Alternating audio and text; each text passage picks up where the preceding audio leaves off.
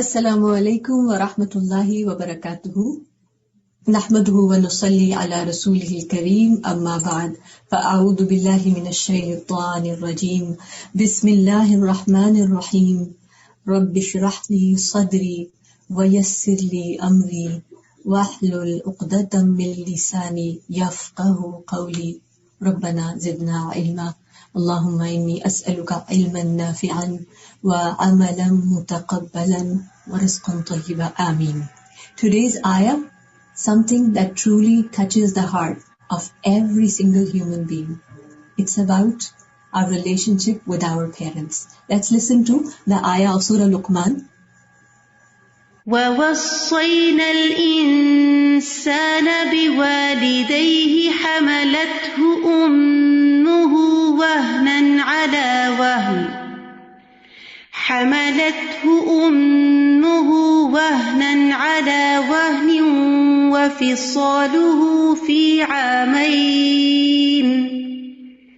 وَفِصَالُهُ فِي عَامَيْنِ أَنِ اشْكُرْ لِي وَلِوَالِدَيْكَ إِلَيَّ الْمَصِيرُ. وَوَصَّيْنَا الْإِنسَانَ بِوَالِدَيْهِ, and we have enjoined upon man care for his parents. حَمَلَتْهُ أُمُّهُ وَهْنًا عَلَى وَهْنٍ, his mother carried him, increasing her in weakness upon weakness. وَفِصَالُهُ فِي عَامَيْنِ, and his weaning is in 2 years. أَنِ اشْكُرْ لِي وَلِوَالِدَيْكَ إِلَيَّ الْمَصِيرُ, be grateful to me and to your parents. To me is the final destination. Upon a believer are 2 rights. The right of Allah subhanahu wa ta'ala and the right of people. Allah subhanahu wa ta'ala has guided that every person of Iman has to look at these 2. The rights of Allah upon him and the rights of people upon him. And of the rights of Allah Azza wa Jalla is that we recognize him as one and only true deity, worthy of worship. We believe in him as he has required of us, and we obey his commands. And we spend our lives according to his commands, seeking his pleasure. And he has commanded us to take care of the rights of people, to deal with them with due kindness, fairness, have good assumption with them, have good relationships with them, have well-wishing for them. But among all the people around us that are in our lives, in different capacities and different relationships, there are different darajat, there are different levels on how we are obligated to give their rights. And the greatest right upon us is the right of our parents, the right of our mother and our father. So let's look into this particular ayah and other ayahs in the Quran related to the parents, so that we are able to improve on our behavior towards our parents, whether they are alive or if one or more of them have gone from this dunya, because we are always indebted to them.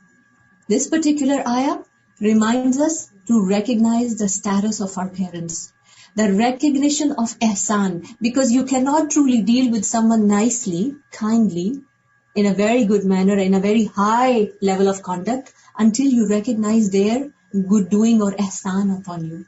So Allah subhanahu wa ta'ala has reminded us in this ayah in Surah Luqman, the ihsan of our parents, especially of our mother.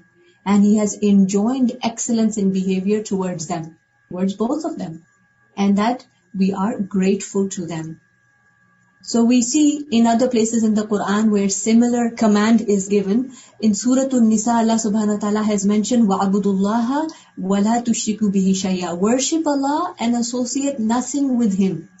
وَبِالْوَالِدَيْنِ إِحْسَانًا, and be good to your parents. So right after making us recognize his right upon us, which is the right to worship him and not associate anyone else with him, the very next thing that he mentions is وَبِالْوَالِدَيْنِ إِحْسَانًا.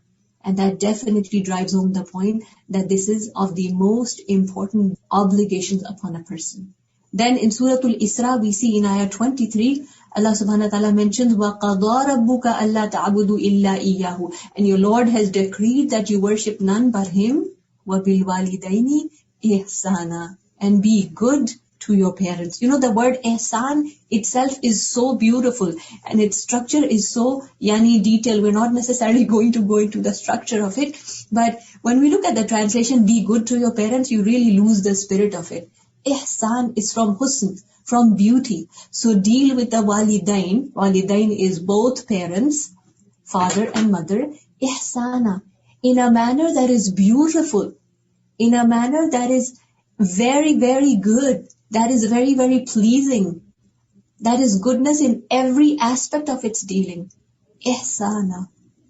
And in Surah Al-Ankabut, Allah subhanahu wa ta'ala mentions, وَوَصَّيْنَا الْإِنسَانَ بِوَالِدَيْهِ حُسْنًا. We have enjoined upon man goodness to his parents. And if we were to really take a closer analysis of the words, if we look at all these three ayat, after ibadah, Allah has mentioned the ihsan of parents, reminding us that we have to do this.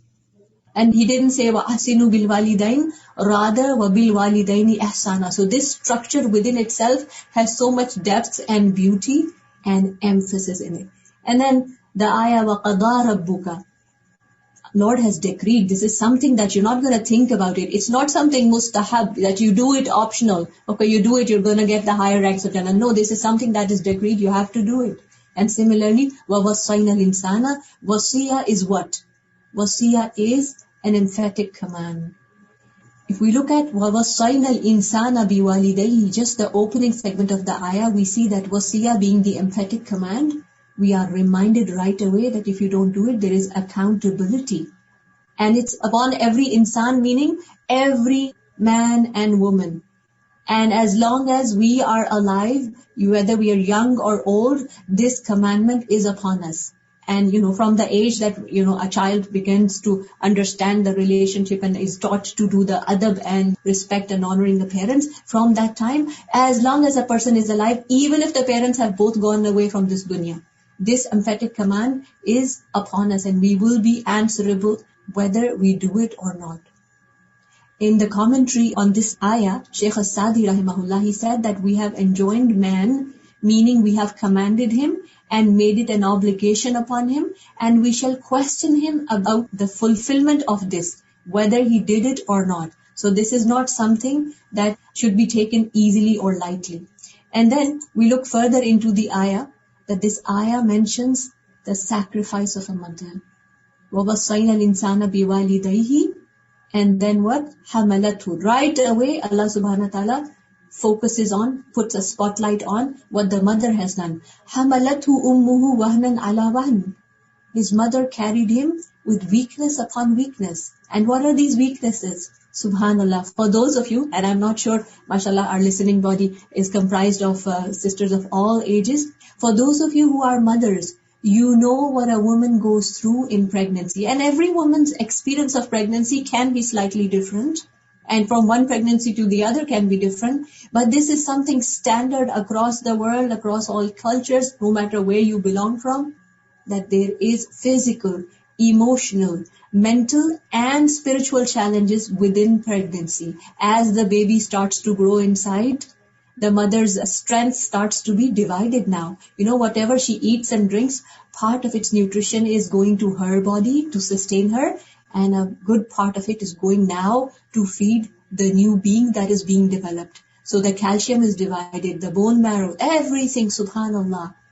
And this weakness is sometimes felt more physically, and then there is definitely emotional ups and downs. There is definitely a reported research-based evidence about women in pregnancy facing certain challenges even in terms of their memory. So there is a little bit of mental weakness as well. And then spiritual challenges, for sure. Everybody who goes through this recognizes that our Ramadan as a young person is very different than our Ramadan as a young mother.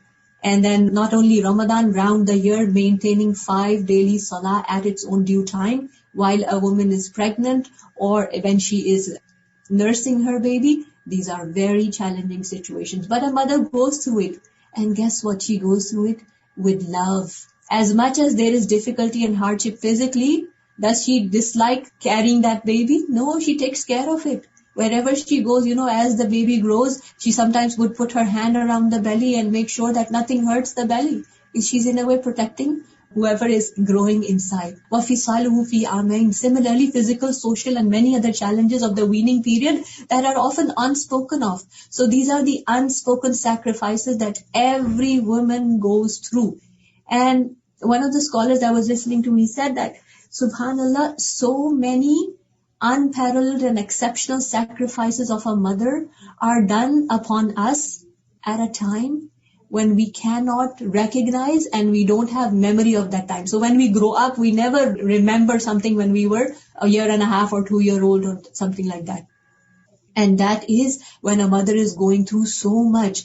And within these 2 years, besides the pregnancy and the weaning period, there's so much sleeplessness is there, adjustment of her hormones is going on, the baby is sometimes throwing tantrums for no reason, but she loves and she cuddles and she cares and she comforts.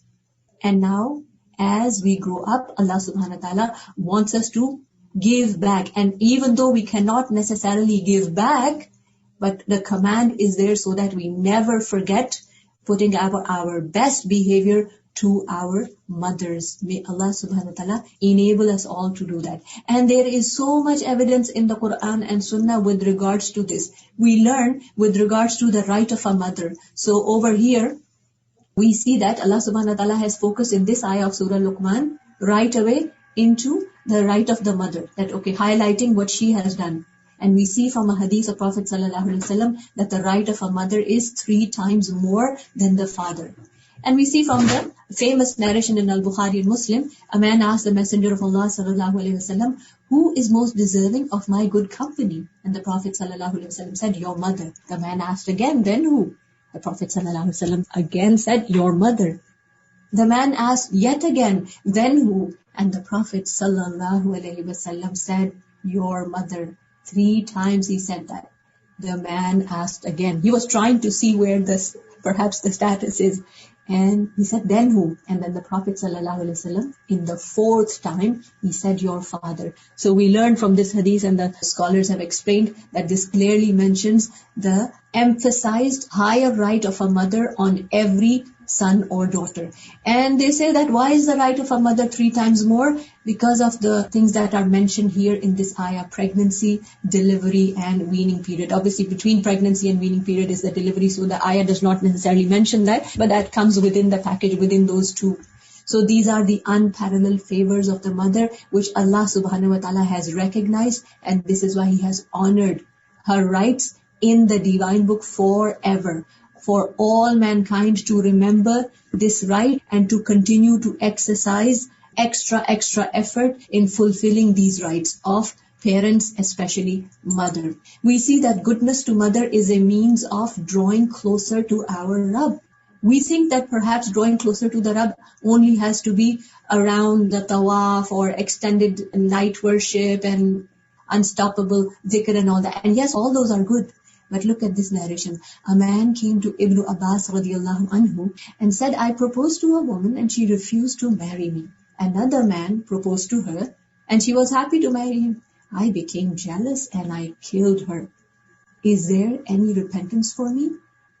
Ibn Abbas radiallahu anhu, he said, is your mother alive? The man said, no. Ibn Abbas then said, repent to Allah and draw close to Him in worship as much as you can.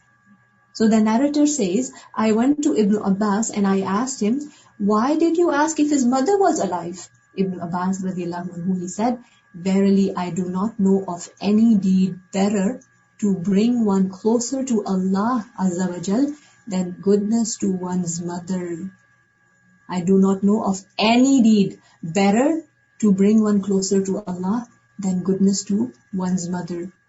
For those of us who are still living with our parents, or if our parents are living with us, or even if they are living a little bit far, if we have them in our lives, we should recognize that they are a great opportunity for us to draw closer to our Rabb by being kind to them. Can we ever repay for the favors of our mothers? Abu Burda reported Ibn Umar radiallahu anhu watched a Yemeni man circling the house, meaning circling the Kaaba, doing the tawaf, while carrying his mother on his back, saying, I am her humble camel, if her mount is scared, I'm not scared. Meaning he carried her and he was, in a way, he was saying these verses, so he was happily doing it. Then he said, "Oh Ibn Umar, do you think I have repaid her?"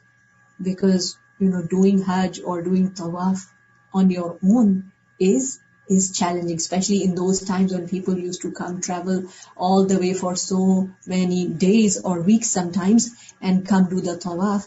He had come and he was doing this while carrying his mother. So he expected that maybe he has done something to repay her. Look at the response of Ibn Umar radiallahu anhu. He said, "No, not even for a single pang of pregnancy. Not even for a single pang of pregnancy." So no matter what we are able to do, if Allah subhanahu wa ta'ala enables us to grow up and take care of them, no matter what goodness you do to them, never ever feel that you have given away or you have repaid them for all their favors. Because sometimes our nafs or shaitan makes our own good deeds look so huge in our own eyes that we forget who we are dealing with. Then we see that goodness to parents is of the best of deeds. The Prophet ﷺ was asked, which deed is best? He said, prayer performed on time, as-salatu ala waqtiha. And then he was asked, then what? He ﷺ said, honoring one's parents. He was asked, then what? And he said, jihad for the sake of Allah. So notice that salah, we all know that salah is the first and foremost obligation on a person, and praying on time is the most beloved of deeds. In one hadith it is said as best of deed, and in another it is said the most beloved of deed. And here, right after salah is being mentioned, honoring one's parents. And even jihad for the sake of Allah, which is such a meritorious deed in the deen of Islam, is after honoring one's parents. May Allah subhanahu wa ta'ala truly enable us to understand their status and to be kind to them as would please Allah subhanahu wa ta'ala.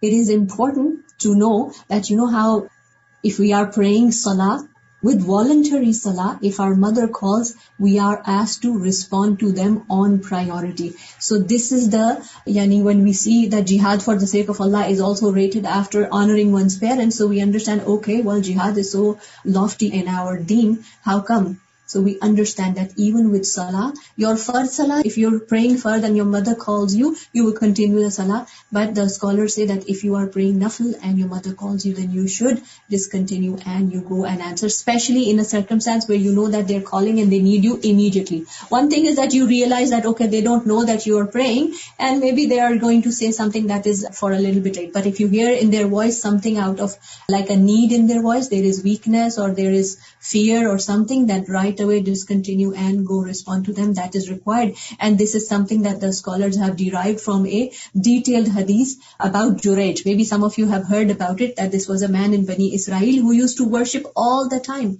He had dedicated himself to worship of Allah. He didn't do anything else. And his mother was living next door. She called him one day. He was praying and she called him again and again. And he continued to pray and he continued to ask Allah, Ay Rabb, Ummi wa Salati. It is whether my mother or my salah. But then he continued praying. And because he delayed response to his mother was upset and she sort of made a dua against him. And that dua actually came true. So this is why it is mentioned that for voluntary salah it is important. Also we see that in the Quran, Allah subhanahu wa ta'ala has mentioned the good dealing of the prophets towards their parents. He has highlighted in many places about Ibrahim alayhi salam. We only studied yesterday towards his father, that he was so kind. And Yahya alayhi salam, for Isa alayhi salam. There are so many examples of this. So we have no room to be heedless about this very, very important right upon us of our parents. Allah subhanahu wa ta'ala has mentioned, وَوَصَّيْنَا الْإِنسَانَ بِوَالِدَيْهِ. What it requires humility towards them in speech as well as action. As Allah subhanahu wa ta'ala has commanded us in Surah Al-Isra, وَخْفِضْ لَهُمَا جَنَاحَ الذُّلِّ مِنَ الرَّحْمَةِ, and lower unto them the wing of submission and humility through mercy. Very important words. Body language is mentioned here. That lower unto them the wing of submission, meaning in your body be humble. And you should have the feeling inside your heart. Your body is humbled. Why? Mina rahma, with mercy in your heart towards them. Not out of compulsion or not out of lack of emotion for them. No. We should be doing it with mercy and love. وَقُلْ, and in speech also there has to be humility.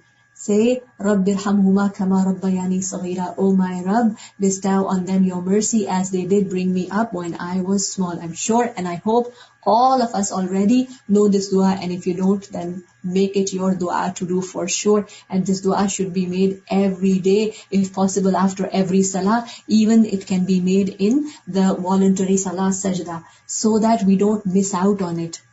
Ibn Uyayna rahimahullah, he used to say that 5 times we pray during the day because Allah has obligated upon us, and that is a way of us doing shukr of Allah, being grateful to Allah subhanahu wa ta'ala. And he said, if all 5 salahs we make dua for our parents, then we have thanked them as well. That is a beautiful way. Many of us have been taught salah, and at the end of salah, in the tashahhud, before we say assalamu alaikum rahmatullah, generally what most of us have been taught the dua at that time is Rabbi ja'alni muqimas salati wa min dhurriyyati Rabbana wa taqabbal du'a Rabbana ghfirli wa liwalidayya. So that's exactly where this dua is built in, that, oh our Rabb, forgive me and my parents. And obviously the rest of the dua is there. Kindness is obligated to parents even if they are different in deen than us. It is possible, many people, they enter Islam, their parents don't enter Islam. Many of the Sahaba experienced that as well. So whether it is about Islam and not Islam, or within Islam, while being Muslims, we are all Muslims of different levels. Sometimes children, sons and daughters, they study deen, they will go far ahead in their iman and in their spirituality and connection with Allah, and their parents are not necessarily at that level. Regardless of what their level of iman is, what their level of Islam is, we are required. Quran commands us. In Surah Luqman, Allah subhanahu wa ta'ala has mentioned, if they endeavor to make you associate with me, that of which you have no knowledge, meaning if they ask you to do shirk, or do anything, basically the scholars derive that over here ayah mentions shirk, but everything under that also falls on it. For instance, if they're asking you to do a practice that is not from the sunnah, that would fall under here as well. Then what to do? Do not obey them. So obedience to parents is required in accordance with the deen of Allah subhanahu wa ta'ala. However, if they're asking us to do something that is against the commands of Allah subhanahu wa ta'ala, then we're not required to obey them. But at the same time, Allah says, accompany them in this world with appropriate kindness. Their being at a different level of iman, maybe lesser than you, lesser than a son and daughter, does not give any license to be disrespectful to them. So وَصَاحِبْهُمَا فِي الدُّنْيَا مَعْرُوفًا. Appropriate kindness should still be upheld.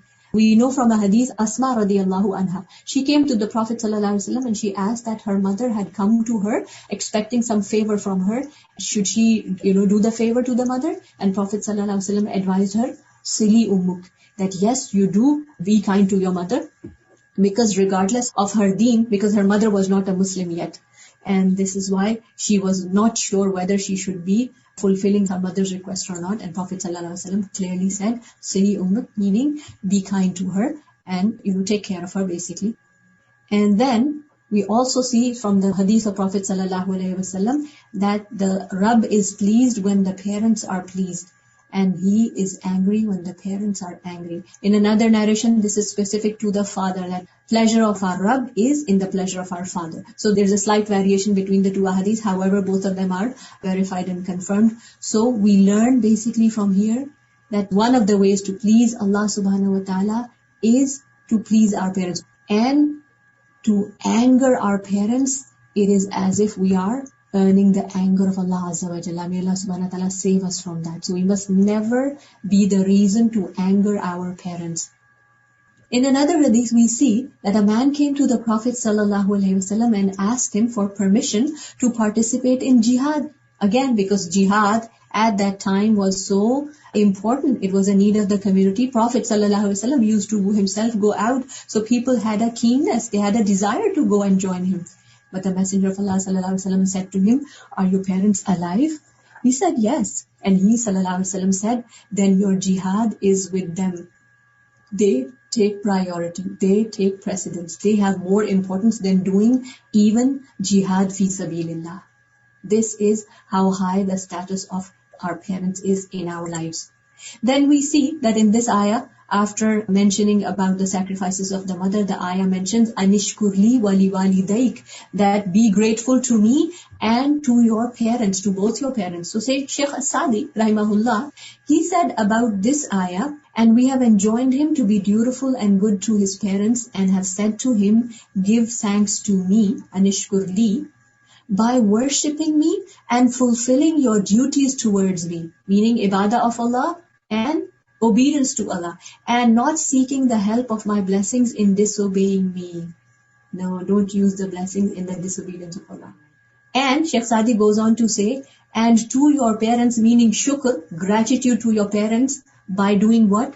By treating them kindly, speaking gently to them, honoring them, respecting them, being nice to them, taking care of them, being humble towards them, and avoiding mistreating them in any way, in word or deed. All this behavior comprises of being grateful to parents because of the great favor, the great sacrifices that they both go through. The ayah mentions already the highlights about the sacrifices of the mother, but the father also brings in a lot of effort. So we are required to be grateful to both of them.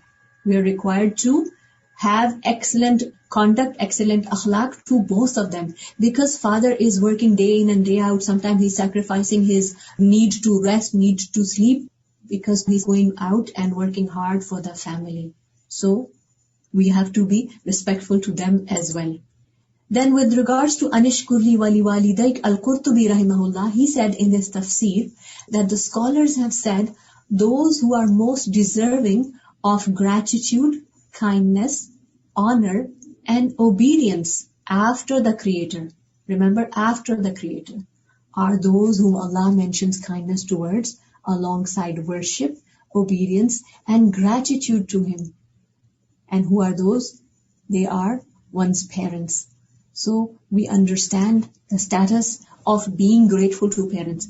We have to ask ourselves, we don't judge others, but we truly have to ask ourselves, how often is my heart filled with the emotion, the overawe of being grateful to my parents? You know, if we are in Deen, we learn about being grateful to Allah subhanahu wa ta'ala. If we are good people, we are grateful to people who do favors. You know, somebody at work does a favor to you, you're giving them a thank you note, you're sending them flowers, you're sending them messages. Someone from your friend, from your cousin, from your relatives, from a distant relative, from your neighbor, anybody does a favor to you, you say thanks to them. How often do we actually express gratitude to our parents?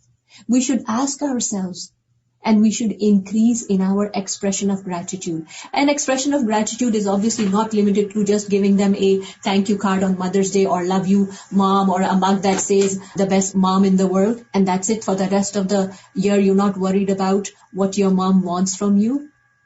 If we really want to be grateful to our parents, how should we be? In our behavior, we should increase in those actions that please them, right? That will make them happy. And also use all their favors that they have done to us in a good way. If they are spending time educating us, then we should make sure that, you know, they are earning and spending and doing everything for us, and they want to see us for our own good. They want to see us succeed. Then we should work hard. We should, you know, sort of meet their expectations as well, as long as obviously those expectations are appropriate and in line with what Allah subhanahu wa ta'ala has required. The point is that we should nurture, we should harbor, we should increase the feeling of gratitude in our hearts for parents, because what our heart will be filled, it will come out on our tongues as well. If we truly feel that they have done a lot for us, how often do we even hug them and say, thank you mom, you've done so much, I realize. You've done so much that I don't even remember. Sometimes, you know, hugging them, it depends on obviously what age you are at. Sometimes we are as teenagers, and we see that, subhanAllah, these days, being occupied with our screens and being occupied with many other things that we get interested in, young parents are also in a way yearning for attention from their sons and daughters who have entered their teens, and they're like, now they're, you know, staying aloof, they're in their room, they don't want to stick around, they don't want to help us around, they don't want to spend time with us, they don't share their experiences with us, they don't share what they are feeling. Yani, we, children, sons and daughters, are the center of their lives. and the apples of their eyes. And if we are cold to them, if we are far away from them, then that hurts them. So we must make time to spend some time with them, to do something that is of their interest also, to sometimes just make time to sit and have a conversation with them about what is on their mind. Because mostly what happens, what is on our mind, we go to our parents, okay mom, have you made this? Have you done this? Have you prepared this? Whether it is a matter of your education, whether it is a matter of your getting married, whether it is a matter of your own children, if you have grown up and you have children, any other matter. Sometimes we as grown-ups also, all we share with our parents is what is worrying us. We say, okay, please make dua for us. This is A, B, C, D, E. This is the list of my worries. And guess what? We move away and we get busy with other things and they sit with our worries. They make dua for us. It does help. But then it worries them. It burdens them. So we should try and make sure that, especially if they are kind of, getting in that old age where they are less busy and we are more busy in our lives, we shouldn't dump our worries on them. Rather, we should be a source of fresh air, fresh feeling for them. We sit with them, we remind them of, how they have been doing things for us. And similarly, if we are ever able to, in a position that we do some favor to them and that they become dependent on us, because that does happen. Time comes in lives when parents, if Allah subhanahu wa ta'ala gives them long life and they become elderly, they become dependent. Now they cannot take care of themselves, their physical needs, their financial needs, their social needs, their medical needs. They cannot take care of themselves fully. At a time, they took care of themselves and us. Now they are becoming dependent. So at that time, this is most important for us to uphold the best of conduct to them, to never make them feel that they are at all a burden on us. No, how can they be a burden? They have done so much. Now is time for us to start doing even a little bit for them. And even no matter what we do and how many years we do it, we're never able to repay them. There is a prohibition of the slightest disregard to parents. So we're not going to utter anything that is inappropriate. And this is a command directly in the Quran. Allah subhanahu wa ta'ala mentions in Surah Al-Isra at 23 and 24. We've studied the first part of 23. وَقَضَى رَبُّكَ أَلَّا تَعْبُدُوا إِلَّا إِيَّاهُ وَبِالْوَالِدَيْنِ إِحْسَانًا. And then Allah says, إِمَّا يَبْلُغَنَّ عِنْدَكَ الْكِبَرَ أَحَدُهُمَا أَوْ كِلَاهُمَا. If one of them or both of them attain old age in your life, and old age is the age where they become socially, physically, financially, and in many other ways dependent. And sometimes they may not be financially dependent, but a time comes if they have everything in their homes and they have everything in their banks and whatnot, they're not able to take care of them. They're physically become so weak. Now, when they need a glass of water and they're not able to get up and take it, maybe because of the weakness in their legs or something, or some illness, now may Allah protect them, then what to do? Generally, it is seen that we become impatient and we start expressing. Even if we don't say something, it comes on our faces, those expressions. Allah subhanahu wa ta'ala has already checked this in the Quran. He said, if one of them or both of them attain old age in your life, say not to them a word of disrespect. فَلَا تَقُلْ لَهُمَا أُفٍّ. Don't even say uff. Uff is the slightest expression that you don't like doing what they need you to do. وَلَا تَنْهَرْهُمَا. Nor shout at them. Don't ever raise your voice at them with anger. Sometimes it's possible that a person's parents at a very old age, they're not able to hear. Their hearings become weak. For them to be able to hear what you're saying, if you need to, talk to them in a higher volume, you can, but not in a way of shouting, because this is something absolutely prohibited. We cannot do that. And does this mean that this is prohibited only for very elderly parents and not for young parents? Like if you're in your 15s or 20s or 30s and your parents are in their 50s and 60s, they're not very old. They're still able to go around and do their own things. Does this mean that we can easily say oof to them or shout at them? No. At no age is this permissible that a son or a daughter would express in word or facial expression or body language disrespect to the parent. Rather, what should be the effort? وَقُلْ لَهُمَا قَوْلًا كَرِيمًا. And say to them, meaning address them in terms of honor. قَوْلًا كَرِيمًا. A noble word, honorable word, nice word, gentle word. Qawlan karima. Karima itself is so beautiful. Yani, all sorts of beauty of speech is part of this word, Qawlan kareem. May Allah subhanahu wa ta'ala guide us truly to have this kind of conduct to our parents. Yani, we should take very honest account of ourselves. Do we become agitated? Do they see expression of dislike, or do they actually hear some words of dislike from our words? Sometimes sons and daughters, and I'm not talking about young children, yani grown-up sons and daughters, they would bang doors at their parents, they would bang off the phone in front of them, they would stomp their feet, expressing that what the parent is telling them is something against their wishes. Subhanallah, that is completely unacceptable. May Allah enable us to repair our misdeeds. May Allah subhanahu wa ta'ala enable us to do lots of istighfar, and in future be careful about this. With regards to disobedience of parents, we know clearly many narrations that it is a major sin. The Prophet ﷺ said, "Shall I not tell you of the greatest of major sins?" 3 times he said that. And we said, "Yes, O Messenger of Allah ﷺ." And he said, associating others in worship with Allah, shirk, and disobeying one's parents. And while he was reclining, and he sat up and he said, and false speech and false witness, lying. My dear sisters, sometimes we see that because parents are so close to us, as sons and daughters, as we are growing, sometimes there is a tendency, you want to go out and do something that your parents won't allow to, and people start lying to their parents. Subhanallah, look at this. These are 2 major sins. Lying itself is a major sin, and disobedience of the parents is a major sin. And now if you're going to disobey the parent, presenting them with a lie, that's a combination of major sin. May Allah subhanahu wa ta'ala forgive all of us if we have done that, and enable us that we are able to hold our tongues and correct our behaviors. Ameen. In another hadith, Prophet sallallahu alaihi wasallam said, verily one of the major sins is that a man curses his own parents. And it was said, O Messenger of Allah sallallahu alaihi wasallam, how can a man curse his own parents? Really? I mean, no person in their right mind would do that.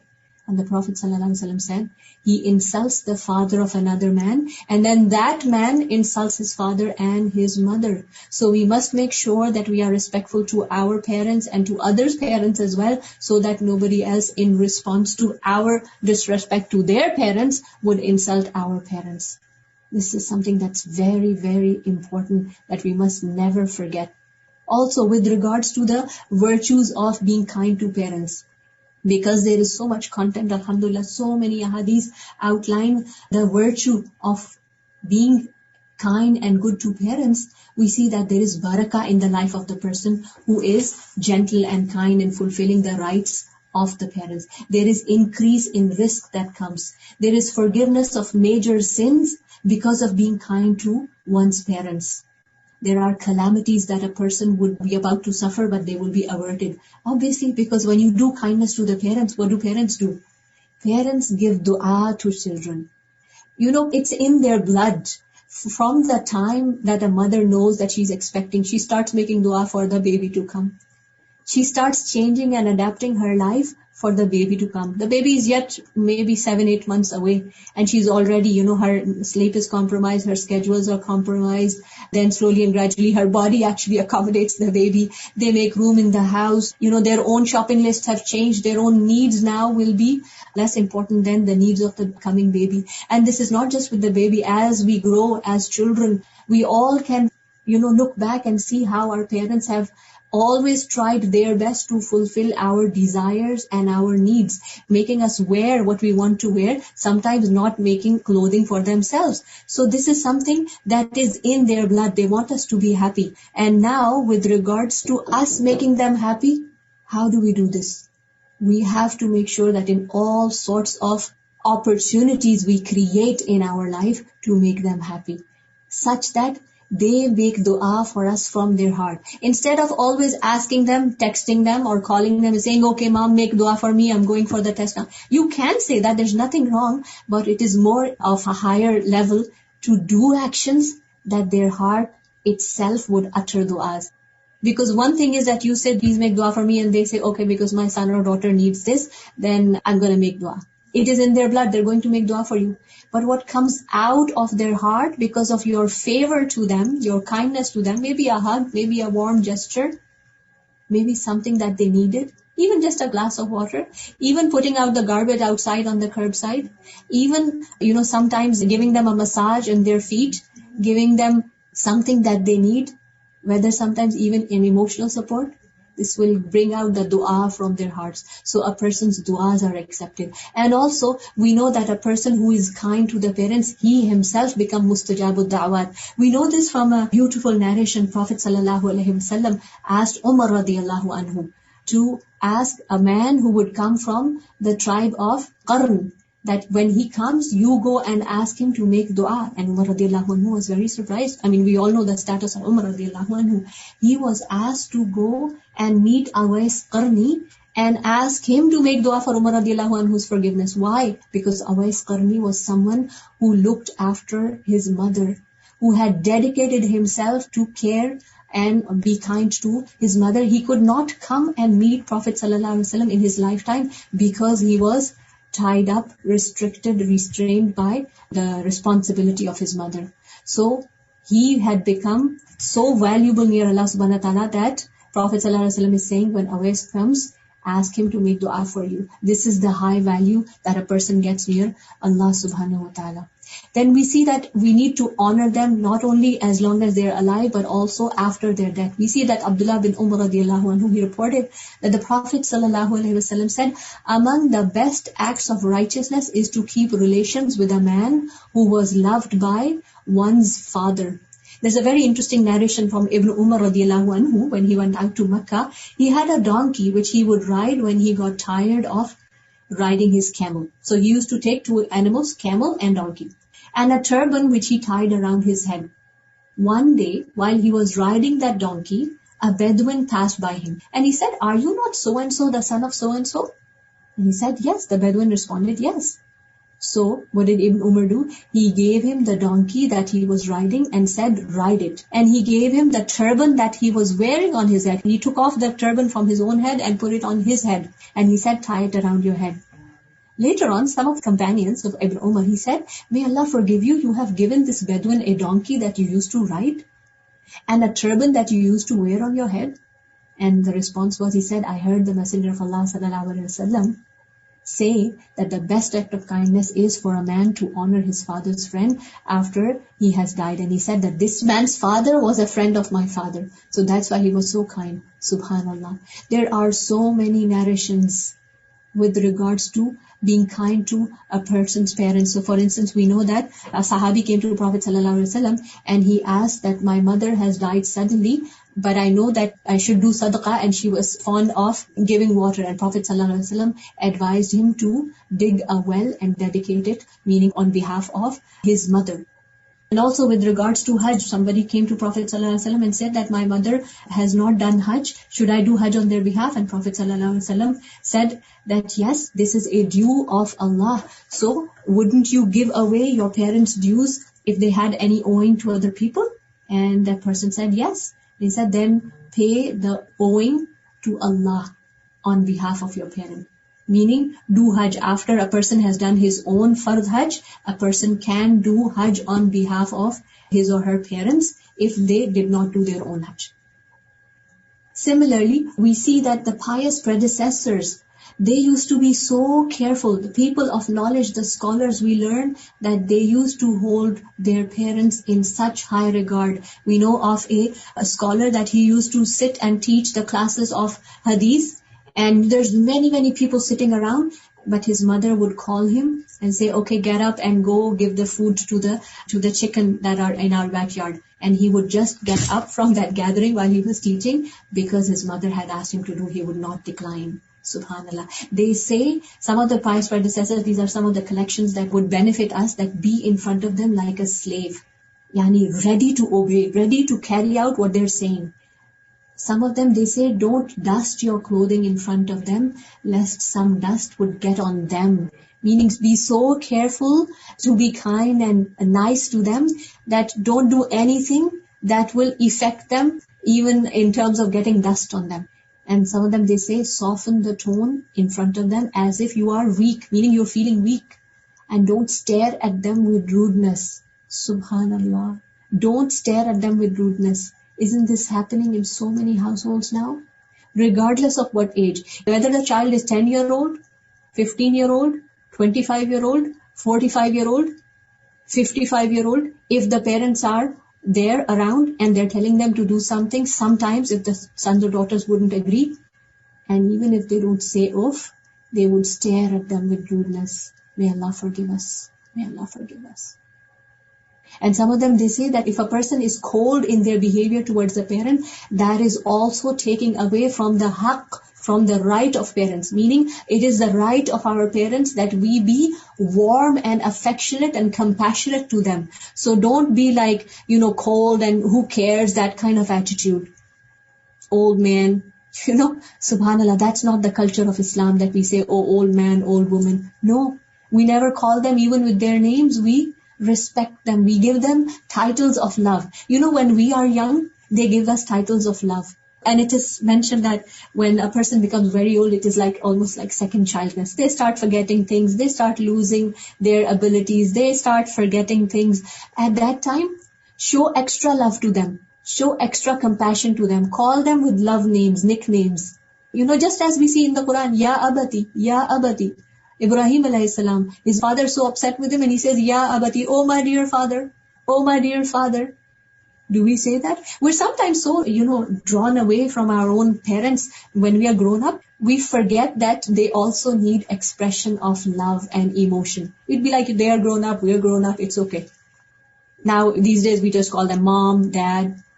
It depends on what culture, what background you're coming from. Most of the Muslim cultures have had these honorable titles. Baba Jan, my dear dad. Make them happy, be warm to them. And also many of the pious predecessors, one of them, he says that when he would remove something, while he's walking on a path and he would remove something harmful from the path, he would make the niyyah that the ajr of this good deed would be written for his parents. So their simple everyday good deeds, they would intend that the ajr is written for them. How often do we do a good deed and we make dua, or we have the intention in our heart that may the ajr of this be preserved for our parents? We need to start thinking in these terms. Then we see how to be kind to parents, because remember, we don't know how long they are around. While they are alive, we have to be kind to them, and when they are gone from this dunya, we have to be kind to them. So some of the points while the parents are alive that we must not forget. This is our to-do list. I did not write it as our, to-dos, but this is our to-do. While parents are alive, they are in our lives, whether they live with us, whether they live in the same city or a different country, whatever the circumstance with me. Talk to them. Have communication with them. If you're living in the same home, don't be aloof for them that the entire day and entire night you don't have time to speak to them. If you're living in the same city, make time to go visit them. Their eyes shine when they look at you in a way that they would never shine otherwise. You bring shine and love and light to their hearts and to their eyes. So this is something very important. And if we live too far and we can't visit them frequently, then at least call them frequently. Make them hear your voice and speak gently and respectfully. Don't criticize them. Don't criticize when you talk to them. Oh, mom, you forgot again. Oh, you dropped this again. Oh, why are you doing this way? You shouldn't be doing it this way. No, your tone that has disapproval hurts them. Find a nice way, if you must, because parents are human beings. They may be doing sometimes things that aren't appropriate. So if you need to remind them, find excellent ways to remind them. But be gentle and respectful in speech always. Soften the body language and facial expressions.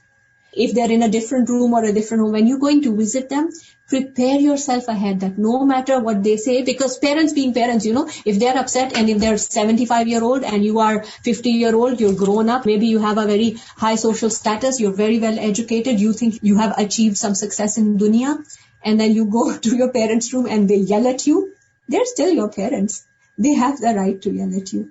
Right? I mean, they should also be appropriate, and that is up to them. But we will be questioned on how we deal with them. So even if they yell at us, even if they are, sometimes upset with us for no good reason, we should make sure that we control ourselves, we control our temper, we control even our facial expressions.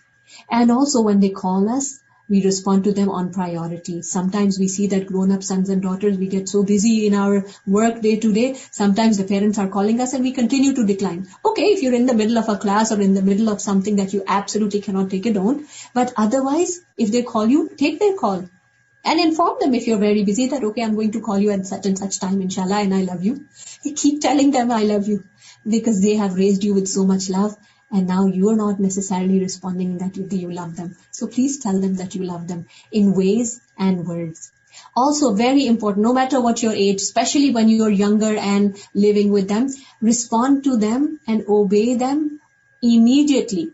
Sometimes we see that as sons and daughters, when we're going to schools, college, university, we get comfortable in our own time zones, or we sort of, go out of zone with our screens and all that, and our mothers keep on calling. So for instance, these days also, for iftar and suhoor, do they have to call you 5 times? Wake up, do fajr, wake up, do this. Our parents used to say, if I've called you once, that should be sufficient. You should actually know that I needed you, and you should already present yourself. But if I've called you once, that's already too much. Just come. And these days we hear parents are calling and children are, okay. Sometimes they don't even respond because the ears are plugged. The eyes are glued to a screen and the ears are plugged, so we have nothing. But then, if you know that this is about food time or cleaning time or something that they're doing and they would require you to do something, then be ready and respond immediately, obey them immediately. Help them when they need, even without their asking. That is a good conduct towards our parents. And sense their displeasure and leave an activity that would make them unhappy. This is something very important. As sons and daughters, we all know absolutely well, there is no cheating, there is no dishonesty needed. We know what makes our parents happy, and we know what makes our parents displeased or upset. Why would we then continue to do that? This is not appropriate.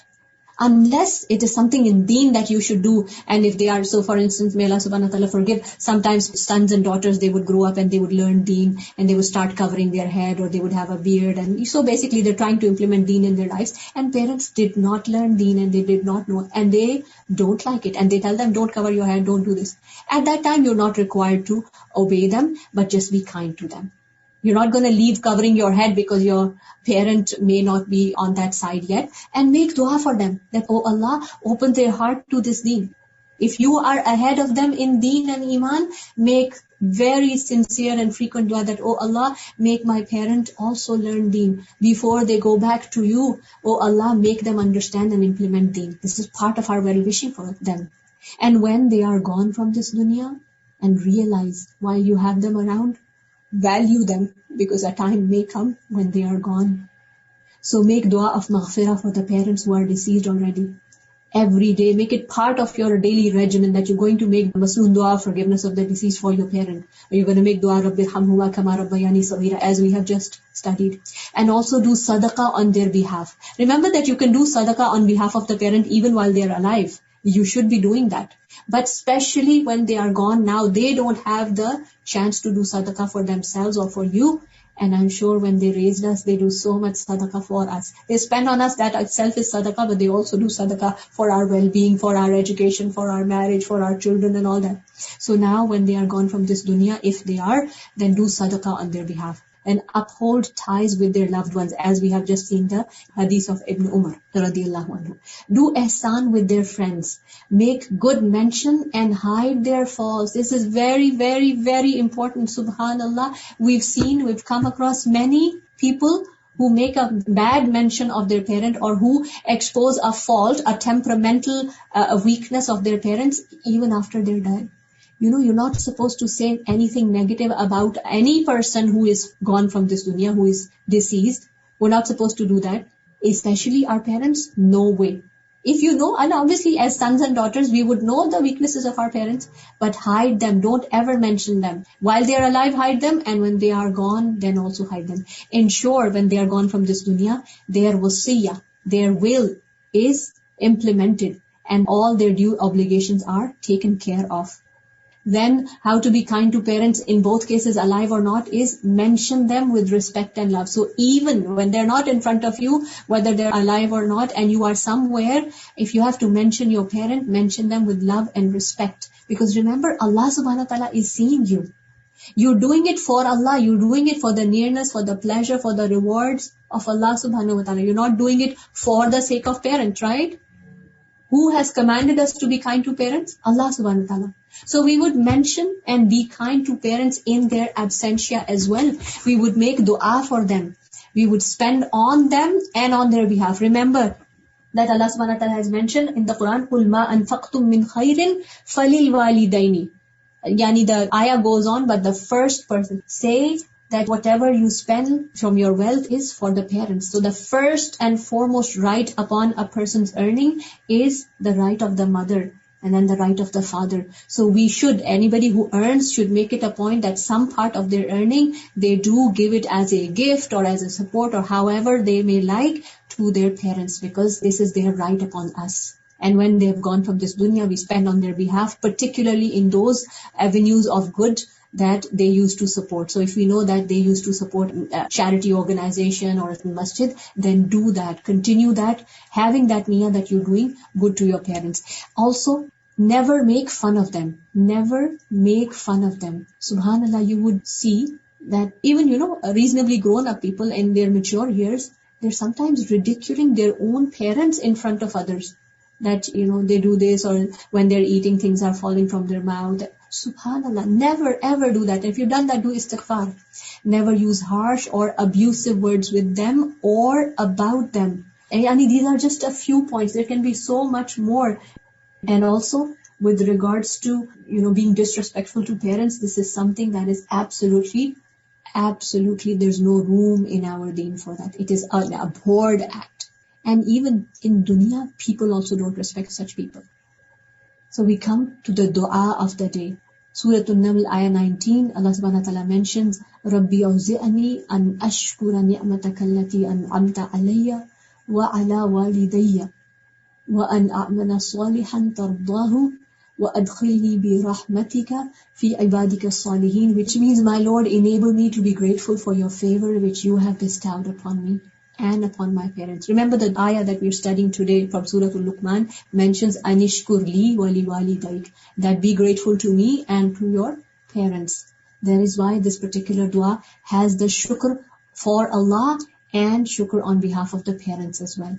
And do righteousness of which you approve.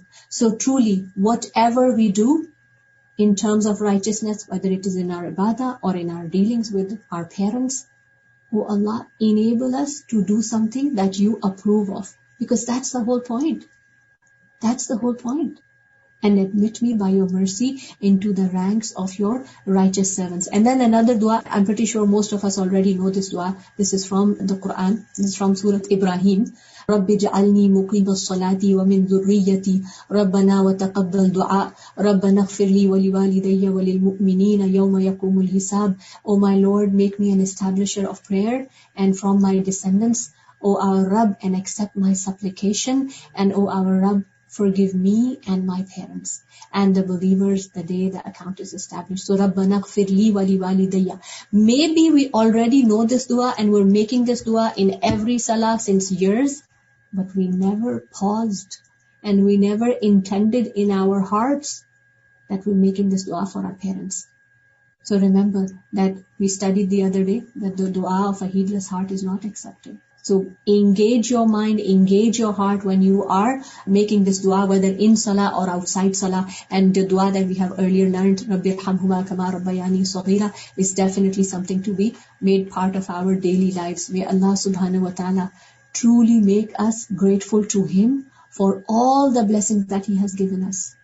And of the greatest blessings are a person's well-wishing, caring, loving parents who do so much for us all our lives. And now we ask Allah subhanahu wa ta'ala that we are given the ability to be grateful to them in word and in action. If anyone has any very important question, then inshallah we can give it a minute or so.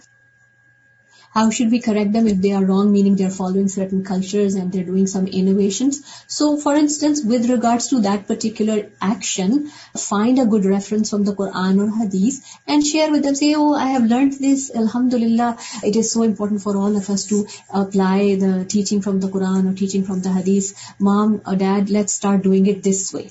Without making them feel threatened, rejected, reprimanded or criticized, educate them.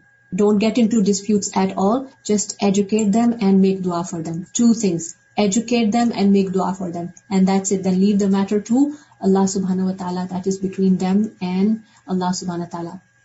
Can we stop reading Quran when called by parents? Yes, if you are reciting the Quran just as you're sitting and this is your worship and your parent calls you, pause, put a bookmark there, close a copy of the Quran, go listen to them. Maybe they need something to be done immediately, and tell them that you are reciting Quran. If what they are asking can wait for some time, then go back to the Quran, complete your recitation, and then do what they have asked. But if what they're asking is urgent, they say, no, I need it right now, then you go do it right now and then go back to the Quran. Okay? Inshallah. Go give a hug to your parents, give some sadaqah on their behalf today, and make them feel special if they're still in your lives. Alhamdulillah, may Allah subhanahu wa ta'ala enable us to understand and implement His ahkam, His commands in the most appropriate way that is pleasing to Him. Jazakumullah khair. Subhanakallahumma bihamdika nashhadu an la ilaha illa anta nastaghfiruka wa natubu ilayk. Assalamu alaikum wa rahmatullahi wa barakatuhu. الله أكبر الله أكبر الله أكبر لا إله إلا الله الله أكبر ولله